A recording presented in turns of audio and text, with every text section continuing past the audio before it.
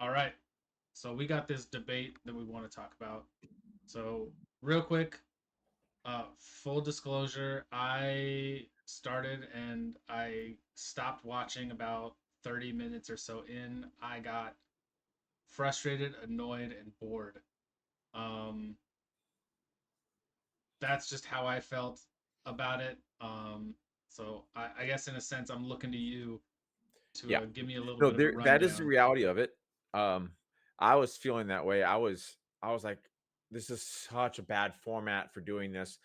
They have it set up such that it's going to be an inner it is going to be an interrupting fest where everyone's going to interrupt each other and because what they do is I they ask noticed that. Yeah. a juicy question to just one person, then everyone else just got to sit out of it. No, no, no, no. Everyone's got something to say about it. Yeah. So when they do it in that style, when they're trying to cover all the topics, but we're just going to randomly pick one of you to comment on it, and everyone else has just got to eat sand and just deal with their answer. It's not a good way to do it. You need to be able to have people have their say, and the response times were limited to 15 seconds instead of like 30 seconds. You get 30-second normally it's like 30-second response if somebody calls you out by name, or if it has to do with you. And but not, it was like 15 seconds, and they were like, nah, we're not doing that. They just kept them moving on, kept them moving on, kept them moving on. Yeah. It was nothing was like the important parts are not getting through the most questions. Well, and it seemed like a lot of the people weren't even really answering the questions that were being asked. Um, At least in the it's first portion, they would kind of it's go off on something else. it's not because it's not their fault. It's because of the structure, and they ask juicy questions that one person got the comment on, and I got a comment on that. And so they would comment, they would might do a quick something, but I really want to talk about blah blah, the other thing you Yeah. asked. And it's just horrible. There were too many people on the stage. Tim Scott was annoying and disruptive. I mean, it's whatever. He's a good guy, but I hated how he poo-pooed the use of the word slavery when I think DeSantis or somebody used the word slavery to talk about how somebody holds you hostage with some policy or something like that, right? And he goes to Tim. He's like, "Hey, you can't use the word slavery because slavery is actually so he pulls the slavery card with that. Like, Really? just screw off. Yes, you're the black guy on the stage. Yeah, But let's I'm play over some it. identity politics. It's Like, stop doing that." So I hated that, and Tim Scott was the one they actually muted his mic a couple times. I could tell. I'm like, really? yep, yeah, it's like I said, I don't totally blame him. It's because of the structure of it sucked, and there are too many people on stage. I would like to have seen no Tim Scott, no. Doug Burnham? Uh so Burgum? the thing is, People seem to really Burgum, like him. I like the things he says. Yeah. He's just never going to go anywhere. Yeah. He is a state guy. He's Yeah. a state guy. He doesn't have the pizzazz, the it power, the whatever you call. Yeah. He doesn't have it. I you know what? I would keep him in over Pence Tim or Scott. Tim Scott. Like it should be like Haley. It should be four. It should be DeSantis and Vivek. Vivek, and it should be Nikki Haley and and Burgum. no, big guy, New Oh, Jersey, Chris Christie. Chris Christie. Thank That's you. right. So it should be those four. It's what it should have been. Those Yeah. four. And if you're gonna throw a fifth one, I'd say Bergen before the other two. Really though, They only cut likely. one out. Asa dropped out, so he wasn't in this time. Yeah. Likely. I mean, I don't think that Chris Christie is gonna go anywhere. I think he's Right. just kind of like he's the disruptor of the debates. Like he's the guy that's like, "Hey, I've got some weird, funny, like I've got So some stuff to say that's gonna he kind of has some shake the useful box." stuff to say about teachers union, which has always been his strength. Mm-hmm. He was popularized by the fact that he would take it to the teachers union when he was the governor of New Jersey and say different things and hold their feet to the fire and having and so that is and so because that's so important, I welcomed that part of the debate as it was happening. And so for that sense, I mean, if we're doing this in a way that is productive for Republicans For the overall or for conversation. right for the Yeah. conversation, um, that's useful. Um, Vivek and DeSantis obviously useful because they're kind of the front runners there. Nikki Haley presents herself well. I don't agree with a lot of her policies, her foreign policy type of stance on things. But okay, I really disliked her trying to say Vivek. Oh, what was it? Vivek said something and then she accused him of the exact opposite, like immediate. I can't remember what it was. He's like, no, I just said the opposite of that. I'm not saying that at all. Dang, I don't remember what it was. There wasn't any back and Man. forth available. We couldn't watch it. Yeah. We couldn't. Didn't have it because there was like a six-way argument with Vivek there at a certain section where I'm like, it's like I there are heard things everybody being like said, ganged up on Vivek at some point. and there were no closing statements. Really? No, they came to this thing. They tried to have this question. So if you guys were to vote somebody off the island tonight, if you could all write it down and blah, blah, blah, blah, and DeSantis actually stepped up and said, I don't think we need to do that. And everyone's like, yeah, we're not gonna do that. So it was actually a good leadership moment for him. They always try to do that type of Yeah. thing, but it happened naturally, and he was like, yeah, no. Yeah. Um, they did end up asking, I mean, um, why can't I remember New Jersey's name? Chris Christie. Chris, I can't And he remember would his name say, today. I I got would 5 vote hours the sleep, guy so who's maybe that's already it. not on the island. Yes, I he's could see him saying something like he that. did say that. He did say that, and he had this stupid statement about Donald Duck. We're not calling him Donald Oh Trump. yeah. We're gonna call him Donald Duck. I saw a meme about that and I was Stop, like, did he because he's really ducking say the that though? because Because he's that would duck. be so dumb. It was so forced, and like even if it weren't forced, it's just not good. Watch It's Disney's gonna sue I him. get it. Trump is he's ducking the fights. He's ducking the the interaction there. But I really felt it though, like so when I was watching it, part of it was like, okay, yeah, I'm frustrated, I'm bored and all this is all this stuff. But it was like probably the main thing that I kind of when I clicked off of all of it and I was like, I'm out. And then I went to I just went to Trump's rally. And did he have another one last night? yeah, there was one going on last night. And so I had no idea. he started before the debates and he went through the debates.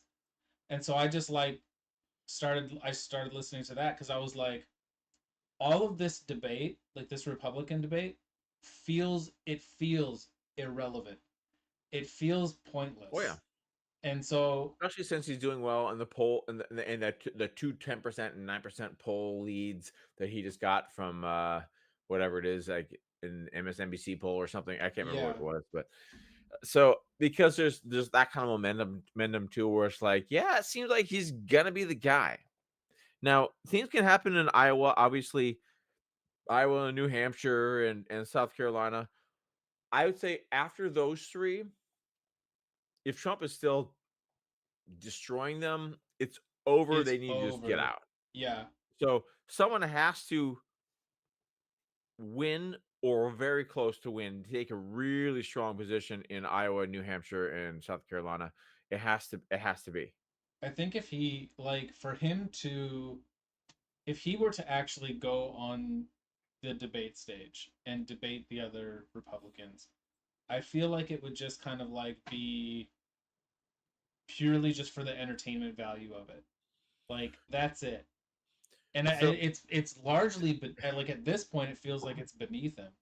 there was a certain moment in which Tim Tim Pool said, because at a certain point I switched over from watching it straight up to switch over to the commentary thing because Knowles, Michael Knowles was on Timcast and they were just watching and commenting. There's a certain point Tim said, um, what if Donald Trump just came in right now and just I was thinking the same thing. if he just came in at there's a certain moment. So like if he came in like, what are you guys doing here? Where to just come on the He stage, just just own wanders on stage and you takes can feel over. that he would own the room. Yeah. That the room would be his, and it would come down, and it's like whether you like Trump or not, that's what would happen.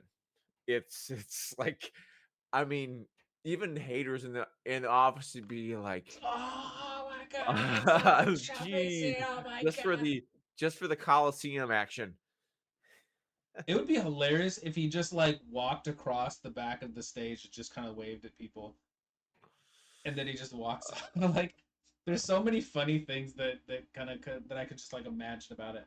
But overall, I don't think that it's really worth it for him to get in unless his like numbers completely plummet.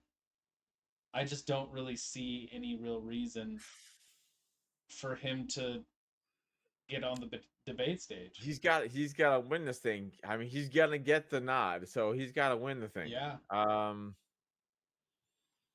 I The question then to me is because it's almost like, okay, we're talking like it all feels meaningless.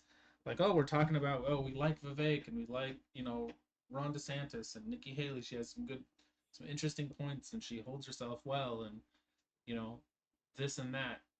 But it's like none of it really matters in a large sense because it's like Trump is just gonna take it. He's gonna roll with the whole thing, and then the real thing is like, okay, so then now we're looking at Biden Trump debates again. Like, will Biden even debate Trump? Like, I wonder, and I really feel like he that's the very biggest well may tragedy. not. That is the biggest tragedy of Trump not showing up to these Republican debates. It's not that he had to for these. I think it's probably smarter for him not doing those ways. But when it comes to Biden having more ammo to be able to say, he wouldn't even show up to his own Republican debate. I'm not going to give him that kind of respect. Like he'll have some line he can That's use, right? it's. I guess he could, I but that mean, doesn't even hold we much all know it's water. piece that's garbage, and that he can't anymore. He just can't. We know that's the case, but it doesn't matter. He'll be able to say it with some degree of like, yeah, I guess you got a point. There's some degree of that. There's the people who absolutely hate Trump that don't want to see him on the stage, and so you effectively have roughly 50% of the population that's going to go along with it. So honestly, like I feel like if I were to place my bets, I would say Biden is probably not even going to end up debating Trump. Like I Right. have a hard time seeing it happen. I mean, That's what I'm they only saying. had 2 of 3 debates last time because they They had canceled it COVID they had COVID as an as an excuse. excuse because Trump was like, I'm not going to do it virtually. That's stupid. Yeah. And so it's, but I feel like it would be something for Trump to use to say, look, he's afraid to even debate me. He can't talk to anybody. He can't talk to anybody that he has issues with. How is he supposed to bring the world together? How is he supposed to bring the country together if he's not even willing to talk? Yeah. He can't even stand up to me. He's spineless. Then he'll I'd become like to see Trump spineless say something Biden. like, "I was looking forward to him telling me what the pressure means," or all these different mumbling things that he said. No, I think that Trump has enough stuff to just kind of be like, what the hell is going on with all of these shell companies? What is going on with these Yeah. messages of you saying, of Hunter referring to you? I was listening to there was like the impeachment inquiry um hearing today, and so I was listening to some of that, and there was one where it was like I think Marjorie Taylor Greene was like she read an email or a message or something from the leader or a leader of Egypt, and was like um, in contact with Hunter Biden, and he's saying, "Hey, have you? I know you're going to be going to see your father soon. Would you mind bringing up what we discussed Right. behind closed doors? Because depending on what his decisions are and what he's going to do, dictates what I'm able to do policy wise over here. And I was Yeah. like, okay, well So that's like blatant influence peddling as far as it's I could tell. the thing is, no one cares. The problem is no one cares. It's Well, like I they think know it's true. half We're the like, country cares. hmm, Half the huh? country cares. It's just that half the country is stripped of their voice. Yeah. Because Well, it's that's like straight well. The up. thing is, I think the unfortunate part is that the Democrats have to agree that you're right. This is above. This is beyond the pale, and they're not going to. They're just going to like Yeah, but that doesn't stop like not okay, say you anything. can flip the script on it and you can say, okay, well what did um the Republicans do when they were going after Trump on all of his impeachment stuff? They were like none of this is anything. What are you guys talking about? They would say all that stuff, but it still hit the large scale narrative enough to impact the country. And Yeah, there's so an argument for that there are because there's a political elite that run things that or like even just the plugged in the people that do the nerdy day-to-day political commentary and or work or evangelism or whatever that they know and they don't care because they don't want to the plebs to see it. It's possible that the regular plebs or regular people that know that try to still operate off of normal decency that they might see it if they're a regular Democrat and they see it like, what? Are you serious? Like, sure, there's those people that could be change their mind if they're seeing it. But are they watching the debate? Is that gonna I mean, I think it's almost better for a soundbite to have um Biden just be like silent for like 45 seconds, not able to say things. Or like showing that he is not home, I think is probably more effective for the random pleb. They're like, yeah, what? No, he can't do this anymore. did you see him with the the head guy of Egypt Yes, but I forget. recently? So there was a few things that, you know, oh, he bumped into the flagpole and people were like, "Oh, this is embarrassing" or whatever. But that was pretty minimal. Yeah.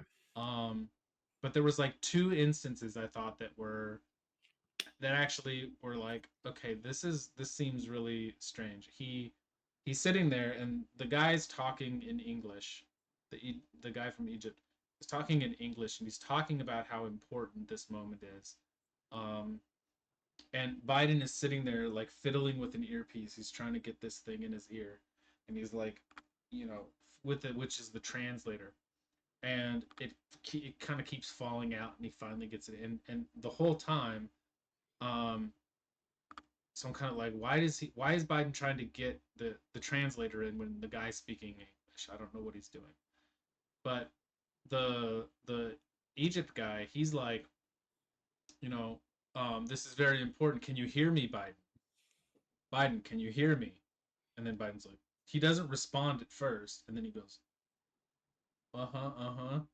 And he goes back to kind of fiddling with it. And it was just kind of like it's kind of gross in a sense. It's like, dude, you're not. It I seems don't like remember you're seeing really that. not paying attention.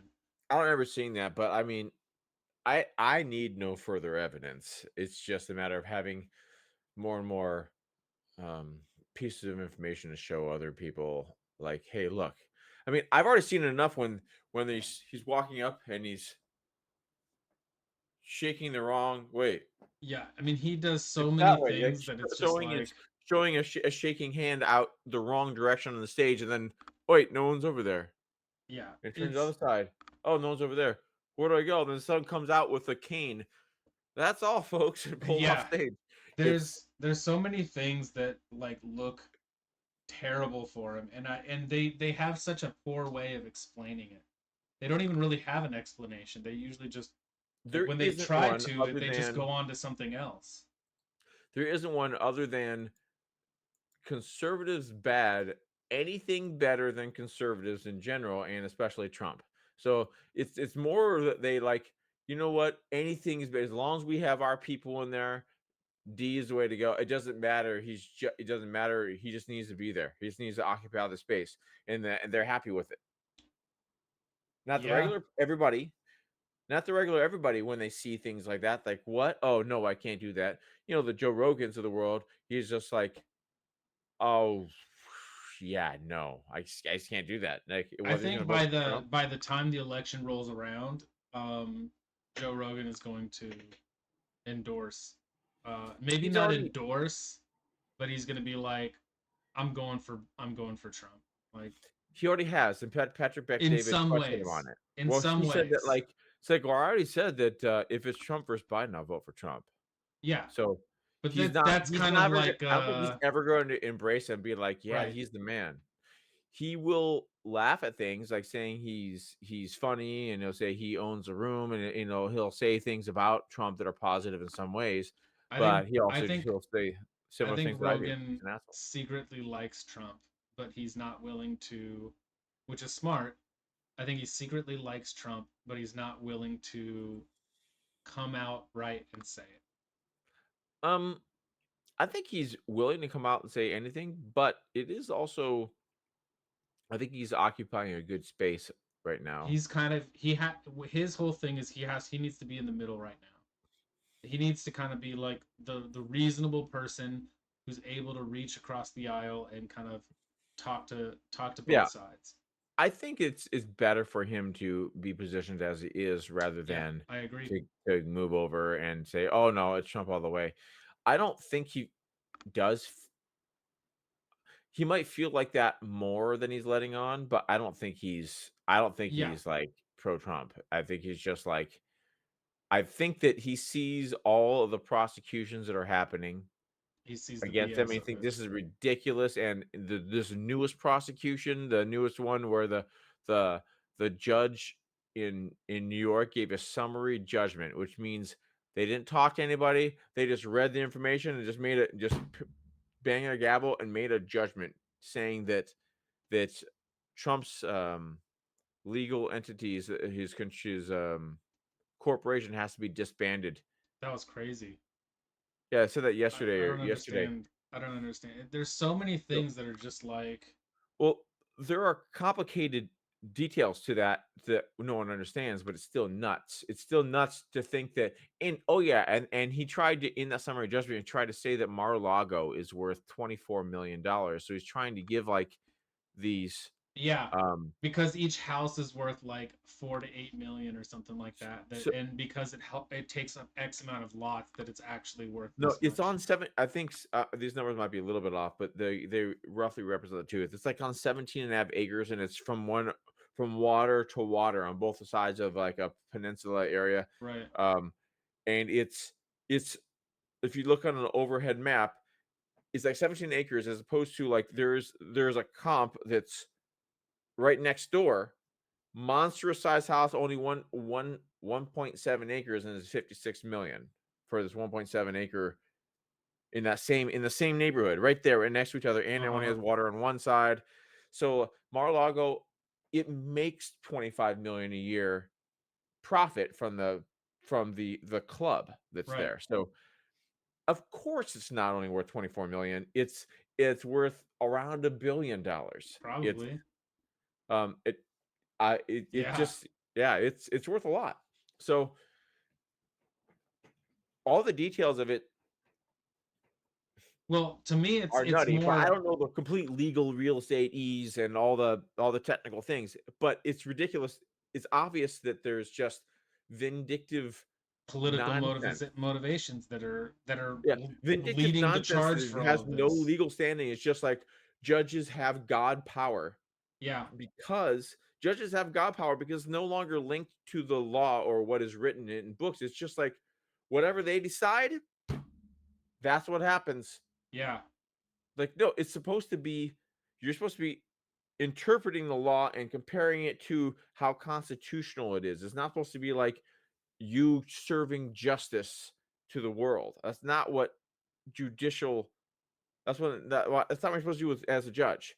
And so it has moved that direction to where judges are where we're trying to win the fight because they have the last say. Yeah. It all just seems like it's all politically motivated. It's like before what they did. Here's what I think is kind of happening right now is first they went through his entire through most of his presidency attacking his reputation largely, and then they went to trying to attack him through rough legal means, through like just removing him, effectively trying to get him fired. Now they're doing it through the law, and they're trying to abuse the law in order to, so that's their weapon now, in order to jail him, in order to completely remove him. And I guess that's where the kind of concern kind of comes in, where it's So like, they have a result that needs to happen, right, and whatever it takes, doesn't matter legality or not, it's just yeah, wherever we can get power to do it, we're gonna do it because he deserves it, because he's fucking Trump and we hate his ass, yeah, and this is what was gonna happen. So that's how politics have been developing over the last 10 years or so, where there's no statesmanship involved. It's yeah, just about having power and implementing your policies through judges. It's instead of passing laws, laws don't matter. A judge just says, "Nope, unconstitutional," or in the state of like like with Obamacare, they had where Judge Roberts re he reinterpreted what the law was written and kind of rewrote what the law was meaning when it talks about the taxes. It's a tax versus a um I don't know. He basically made it such that it was legal for them to do it, and they had it both ways. He rewrote it because he didn't want to cause the waves. He didn't want to cause waves. He wants to try to. He don't want to be unprecedented in his way toward. He wasn't being dictative himself, but he was rewriting law, kind of like they did with Roe versus Wade initially, where they said they invented the whole trimester system in the ruling in hmm, order to present a future that was basically writing legislation through the. It's ridiculous. It's just gotten worse and worse. yeah, yeah. I guess we'll see what they do with it. Um, let's cut this one as a little bit of a shorter one. All Um, right. all right, hit that like button, drop a subscribe, hit that bell notification so you can catch us on the next one. All right, guys, take it easy.